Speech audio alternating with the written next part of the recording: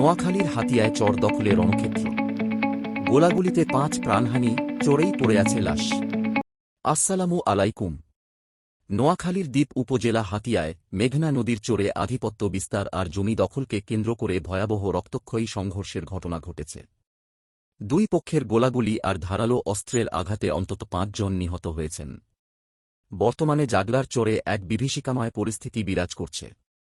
পুরো ঘটনার বিস্তারিত থাকছে আজকের প্রতিবেদনে।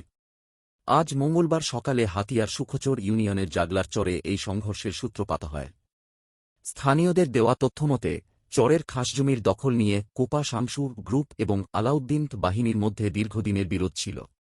মঙ্গলবার ভোরে দুই পক্ষই আগ্নেয়াস্ত্র ও দেশীয় অস্ত্র নিয়ে একে অপরের ওপর ঝাঁপিয়ে পড়ে। কয়েক ঘণ্টা ধরে চলা এই গোলাগুলিতে পুরো চর এলাকা রণক্ষেত্রে পরিণত হয়। দুর্গম এলাকা হওয়ায় খবর পৌঁছাতে দেরি হলেও দুপুরের পর যখন পুলিশ ও কোস্টগার্ড ঘটনাস্থলে পৌঁছায় তখন চারদিকে কেবল কান্নার রোল।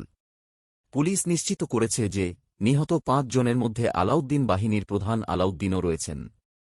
তাকে নোয়াখালী জেনারেল হাসপাতালে নেওয়া হলে চিকিৎসক মৃত ঘোষণা করেন। বাকি ৪ জনের লাশ সন্ধ্যা পর্যন্ত চরেই পড়েছিল। হাতিয়া থানার ওসি সাইফুল আলম জানিয়েছেন, পুলিশ ও কোস্টগার্ড সদস্যরা লাশ উদ্ধারে কাজ করছেন। তবে নদীপথের দূরত্ব এবং দুর্গম পরিস্থিতির কারণে উদ্ধার কাজ ব্যাহত হচ্ছে।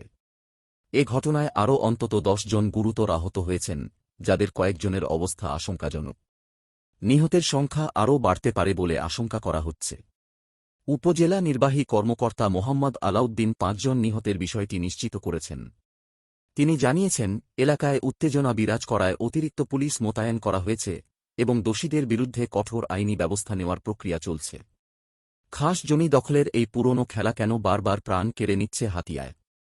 এই হত্যাকাণ্ডের বিচার কি পাবে ভুক্তভোগী পরিবারগুলো?